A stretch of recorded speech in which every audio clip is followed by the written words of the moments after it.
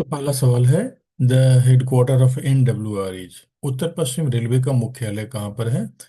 तो इसका मुख्यालय है जयपुर में। प्रश्न संख्या 2, at present in Indian railway there how many number of zones. वर्तमान में भारतीय रेलवे में जोनों की संख्या क्या है? यहाँ पर जो ऑप्शंस दिए गए हैं वो भारतीय रेलवे के द्वारा दी गई जानकारी से मैच नहीं करते हैं। वर्तमान में भारतीय रेलवे में जोनों की संख्या कुल 17 है, जैसा कि रेलवे बोर्ड पर वर्णित है। आप यहाँ पर देखें इस भारतीय रेलवे की साइट पर, यहाँ पर मध्य रेलवे, पूर्व तट रेलवे, पूर्व रेलवे, मेट्रो रेलवे कोलकाता, उत्तर मध्य रेलवे, पूर्वोत्तर रेलवे, उत्तर पश्चिम रेलवे, उत्तर पूर्व सीमांत रेलवे, नॉर्दर्न रेलवे, दक्षिण मध्य रेलवे, दक्षिण पूर्व मध्य रेलवे, दक्षिण पूर्व रेलवे, दक्षिण पश्चिम रेलवे, दक्षिण रेलवे, पश्चिम मध्य रेलवे और पश्चिम रेलवे। मेट्रो रेलवे को मिला करके कुल इसकी संख्या 17 होती है। तो इसलिए यहाँ पर जो सवाल पूछे गए हैं वह उसमें जो दिए गए ऑप्शंस हैं वो किसी भी ऑप्शन से इत्तेफाक नहीं रखते हैं। तो इसका जवाब होगा 17। प्रश्न संख्या 3, which country won the ICC women's ODI cricket world cup 2025। ICC महिला एक दिवसीय वर्ल्ड कप 2025 किसने जीता? तो यह भारत ने जीता था।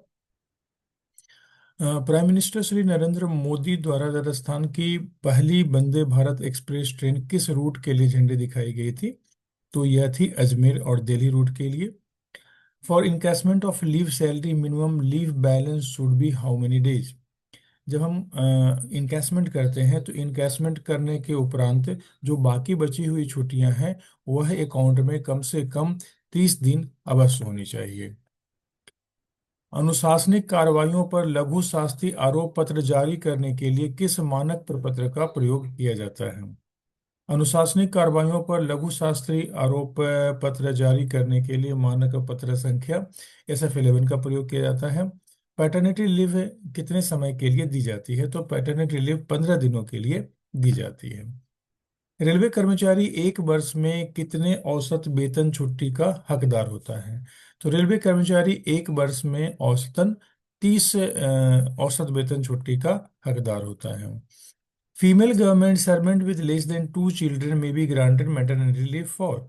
2 से कम बच्चों वाली महिला सरकारी सेविका को प्रसूति अवकाश कितने दिनों के लिए स्वीकृत होता है? तो यह होता है 180 दिनों के लिए। प्रश्न संख्या 10, 11 और 12 कैलकुलेशन से है, मैथमेटिकल कैलकुलेशन के हैं, इसे हम स्किप कर रहे हैं।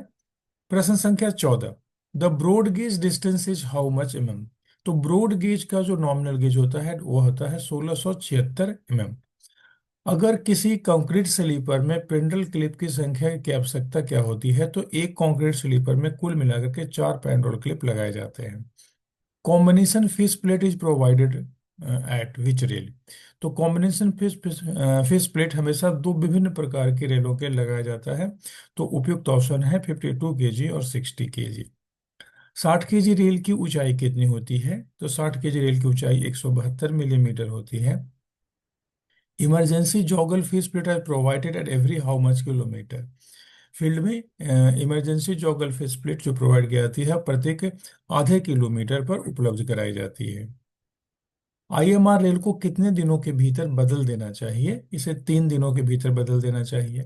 नए AT वेल्ड का USFD कितने दिनों के भीतर हो जाना चाहिए? तो नए AT वेल्ड का USFD टेस्टिंग अधिकतम 30 दिनों के भीतर हो जाना चाहिए। इलेक्ट्रिफाइड या ट्रैक सर्किट एरिया में कौन सा टेप रेल के माप के लिए उपयोग किया जाता है?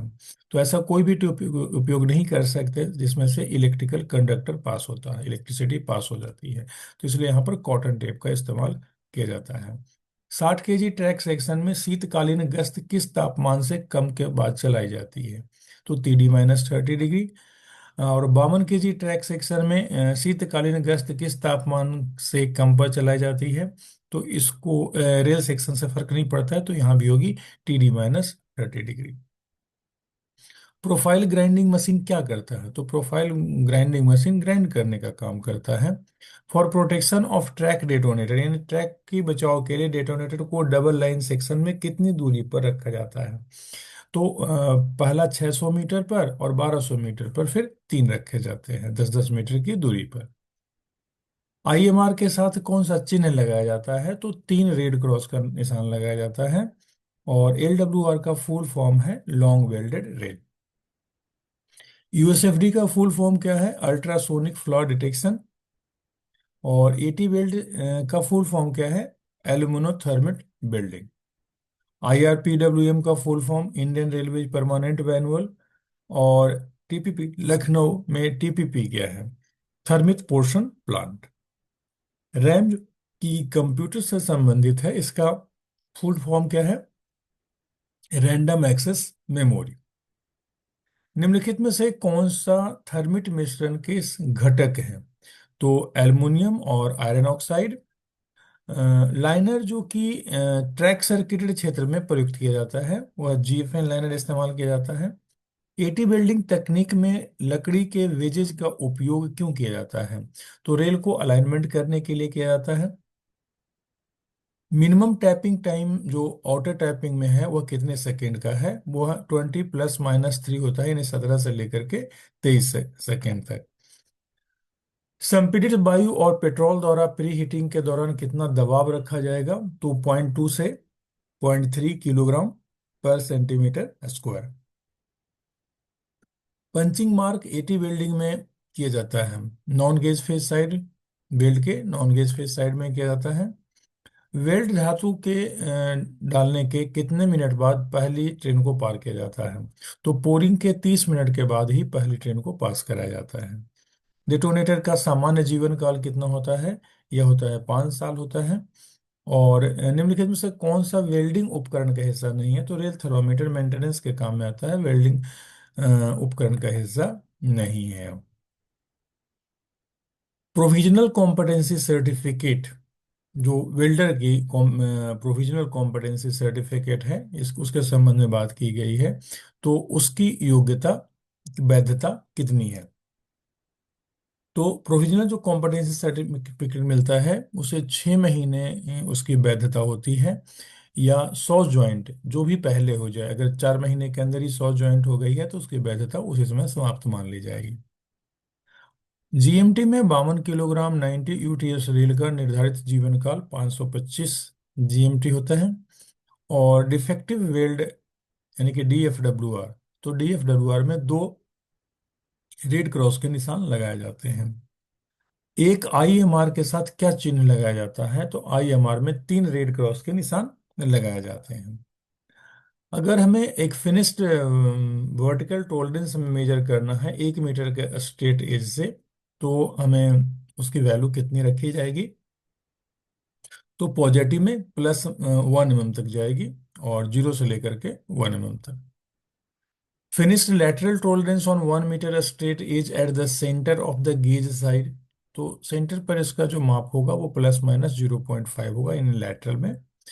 Finished lateral tolerance on 10 centimetre straight edge at the centre of the straight edge, अगर 10 सेंटीमीटर के स्ट्रेट एज से मापा जाए तो plus minus zero point +-0.3। During in situ welding of rail, at least how many number of sleeper rail fastening should be loosened on either side? And it is 5 sleepers. In case of AT welding, slag inclusion is caused due to। AT welding के मामले में slag inclusion निम्नलिखित में से किन कारणों के बस हो सकता है? तो अगर improper mold fixing किया जाए तो भी हो सकता है। वेल्ड कॉलर पेंटिंग कितने समय में किया जाता है कोरोजन प्रोन एरिया में? तो कोरोजन प्रोन एरिया में वेल्ड कॉलर पेंटिंग प्रत्येक वर्ष किया जाता है। अस्थायी नियमित योग्यता प्राप्त करने के लिए वेल्डर द्वारा निष्पादित पूर्ण वेल्ड सीमित मूल्य TW2 कार्यक्रम के अनुसार प्रमाण पत्र है। यानी कि अगर TW2 प्रमाण पत्र उसे प्राप्त करना है तो उसे जो डिफेक्टिव वेल्ड की मैक्सिमम वैल्यू हो सकती है वह 1% तक हो सकती है। इन case of AT welding delayed tamping will cause loss of. AT welding में अगर डिलेड टैपिंग होता है तो उसके कारण जो टैपिंग से पिघला हुआ जो मोल्टेन मेटल है उसको नुकसान हो सकता है। विल कॉज लॉस ऑफ, इसमें मोल्टेन मेटल का नुकसान हो सकता है। या और इसमें देर से अगर टैपिंग होती है तो in case of delayed tapping. The minimum height of old 60 kg rail required to be welded with new rails, तो 9 mm तक का परमिटेड है। 172 मिलीमीटर इसकी हाइट होती है, तो 163 मिलीमीटर तक हम वेल्ड कर सकते हैं। उसी प्रकार 52 kg रेल में 6 mm तक अलाउड है, यानी 156 मिलीमीटर होती है, तो 150 मिलीमीटर तक हम वेल्ड कर सकते हैं। TW कोर्स की वैलिडिटी 2 साल तक की होती है, और जो वेल्डर की TW1 की जो वैलिडिटी होती है वो अधिकतम 6 महीने या 100 वेल्ड तक होती है। तो यहाँ पर 6 महीने महीने में पूछा गया है समय में, तो 6 महीने होगी।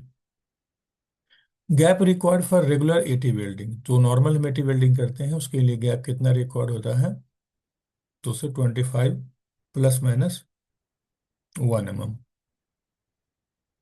Mould waiting time 25 mm gap welding के लिए 4 से 6 मिनट का होता है। और नए वेल्डेड जोड़ों को joggle face plate two far end clamp के साथ किया जाता है। कोई भी एटी वेल्ड किसी भी अन वेल्ड या फेस प्लेट जोड़ों से तकरीबन 4 मीटर के करीब नहीं होगा। और सीएमएस क्रॉसिंग की मरम्मत के लिए किस इलेक्ट्रोड का प्रयोग किया जाता है, तो पहले यहाँ पर एक जवाब इसमें से कोई भी ऑप्शन सटेबल नहीं है, कि पहले सीएमएस क्रॉसिंग का उपयोग इलेक्ट्रोड के द्वारा किया जाता था, अभी सिर्फ रोबोटिक वेल्डिंग के साथ किया जाता है, तो इसमें से कोई भी ऑप्शन सही नहीं है। Weld trimmer use to remove extra weld, top और साइड के धातु को हटाने के लिए किया जाता है। ग्रेड 3 वेल्डर का ग्रेड पे 1900 होता है, लेवल 2 में आते हैं। अपनाई गई वेल्डिंग टेक्निक के लिए निर्धारित अवधि के लिए मोल्ड बॉक्स के शीर्ष से प्री हीटिंग की जाएगी, ताकि लगभग इतना का तापमान प्राप्त कर सके, तो 650 डिग्री तक का तापमान प्राप्त हो सके। एटी वेल्डिंग के लिए किस तकनीक के साथ प्री हीटिंग उपकरण के दौरान दबाव 0.2 से 0.3 किलोग्राम पर सेंटीमीटर होगा, तो ये कंप्रेस्ड एयर पेट्रोल हीटिंग में। The dia of hole of bond wire, जो बॉन्ड वायर बनाया जाता है सिग्नलिंग के वाले बनाते हैं रेलवे ट्रैक में, जहाँ पर हमारे जॉइंट्स होते हैं, तो उसका डाया आता है 8 mm का। आरडीएसओ के अनुसार सीएमएस क्रॉसिंग की साइट रिकंडीशनिंग के लिए कौन सा तकनीक का प्रयोग कितनी लाइफ सेवा किया जाता है, तो अभी सीएमएस में जो रिकंडीशनिंग है सिर्फ रोबोटिक वेल्डिंग से किया जाता है, तो यह ऑप्शन भी इसमें से लागू नहीं होगा। The weight of 60 kg rail is how much kilograms पर मीटर, 60 किलोग्राम पटनी का भार। तो इसमें 60 kg 60 यूआईसी का वजन 60.34 kg होता है, और 60 kg 60 इवन का वजन जो होता है 60.21 होता है, तो यहाँ पर 60.34 है, इसलिए ये जवाब सही है। रेल पथ परिपथित क्षेत्र में काम करते समय किसकी अनुमति लेना चाहिए, यानी कि ट्रैक सर्किटेड एरिया में आपको किसकी अनुमति लेनी चाहिए, स्टेशन मास्टर ऑन ड्यूटी की। संपीड़ित एयर पेट्रोल प्री हीटिंग तकनीक के लिए 52 किलोग्राम रेल सेकने के लिए प्री हीटिंग टाइम लगभग 6 से 8 मिनट का होता है। और निम्नलिखित में से कौन सा टूल एटी वेल्डिंग के दौरान इस्तेमाल किया जाएगा, तो that will be stop gauge, stop watch sorry. Finished weld tolerance are measured using, तो फिनिश्ड वेल्ड टॉलरेंस को मेजर किया जाता है 10 सेंटीमीटर स्ट्रेटेज के द्वारा भी किया जाता है, और 1 मीटर स्ट्रेटेज के द्वारा भी किया जाता है। The standard self life of eighty welding portion, तो स्टैंडर्ड जो एटी वेल्डिंग लाइफ का सेल्फ लाइफ पोर्शन निर्धारित नहीं है, यहाँ पर मार्क नहीं कर पाए हैं, इसलिए इसे मार्क कर दिया जाता है। चलिए यहाँ पर आगे बढ़े। फिश बोल्ट और फिश प्लेटों को लूज करने या हटाने के लिए स्पैनर का प्रयोग करते हैं। रेल थर्मामीटर में ग्रीन क्षेत्र में जो तापमान होता है वो सूचित करता है कि इसमें LWR या CWR में कार्य करने की अनुमति है। The refractive material used for lining of conventional multiple use crucibles, उसको बोलते हैं मैग्नासाइट, मैग्नासाइट बोलते हैं, मैग्नासाइट उसका, या crust alumina slag. Chamfering of bolt hole करने के पीछे जो रीजन होता है कि स्टार क्रैक ना हो पाए, होल की हार्डनेस, पेरीफेरी होल की पेरीफेरी को हार्डनेस किया जाता है। होल पर रेल के जो फटीग लाइफ है उसकी बढ़ जाती है, इसलिए ऑल ऑफ द एबव होगा। Thermit welding portion and consumables to be used for welding shall be from approved forms only, तो जो आरडीएसओ के द्वारा अप्रूव्ड है उन्हीं फॉर्म से एटी बिल्डिंग के पोर्शन और मटेरियल लिए जाते हैं। ग्राइंडिंग स्टोन जो रेल प्रोफाइल ग्राइंडर में होता है उसका शेप कॉनिकल होता है। और वेल्ड मेटल की जो टैपिंग टैपिंग होती है वेल्ड गैप में, उसमें इसके लिए जो जिस टूल का इस्तेमाल करते हैं टैपिंग करने के लिए, उसका नाम टैपिंग रॉड है। What is the speed restriction is impose on the free joint welding side. Free joint welding side, welding free joint की साइड पर गति प्रतिबंध 30 kmph का लगाया जाता है। What does mean of green signal in the relay. Green signal का मतलब होता है कि आगे बढ़े। वेल्ड कितनी आयु होने पर उसे जॉगर फेस प्लेट से बांध दिया जाता है। तो जब उसकी आयु 50% हो जाती है तो सुरक्षा बस सभी वेल्डर को 50% पर उसे बांध दिया जाता है। टीम इसका फुल ट्रैक मैनेजमेंट सिस्टम होता है। और प्री हीटिंग टेम्परेचर जो एरी वेल्ड के लिए है वो 650 850 के बीच में रखा जाता है। प्री फैब्रिकेटेड मोल्स जो बनाए जाते हैं वो हाई सिलिका सैंड के द्वारा बनाए जाते हैं, जिनका की स्पेसिफिकेशन IS 1987 होता है। और यह सोडियम सिलिकेट के साथ बनाए जाते हैं। रेलवे में पीला सिग्नल का मतलब होता है सतर्कता के साथ आगे बढ़ना।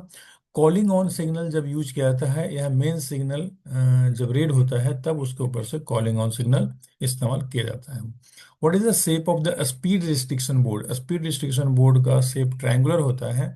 और वेल्डिंग के दौरान तापमान किस यंत्र द्वारा मापा जाता है, तो पायरोमीटर द्वारा मापते हैं। टोलरेंस ऑफ फिनिश वेल्ड जो मेजर किया जाता है वो फीलर गेज के द्वारा मेजर किया जाता है।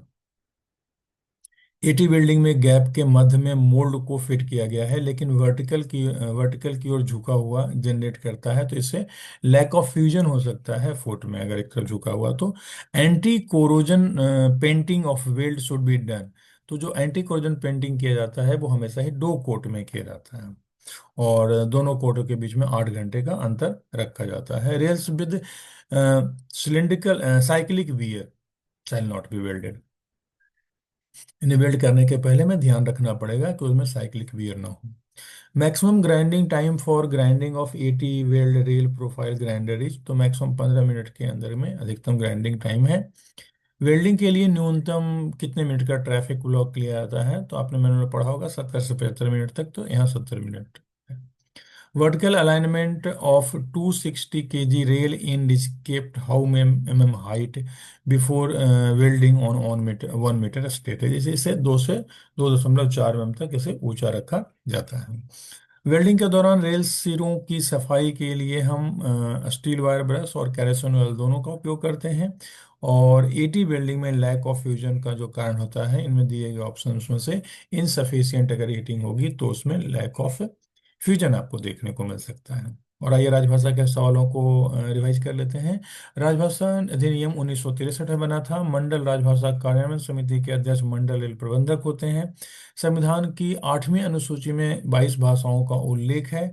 और राजभाषा का विस्तार जो है वह एक राज्य पर नहीं है, वो है तमिलनाडु। ये विश्व हिंदी सचिवालय मॉरिशस में स्थित है। और हिंदी दिवस 14 सितंबर को मनाया जाता है, क्योंकि इस दिन संविधान सभा में ने हिंदी को पास किया था राजभाषा के रूप में। हिंदी भाषा के विकास के लिए जो उल्लेख हैं वो अनुच्छेद 343 में दिए गए हैं। राजभाषा नियमों के अनुसार भारत को कुल 3 वर्गों में बांटा गया है। और केंद्र सरकार के कर्मचारियों के लिए जो पाठ्यक्रम निम्नलिखित में से दिए हुए हैं उनमें से प्रबोध, प्रवीण और प्राज्ञ होते हैं।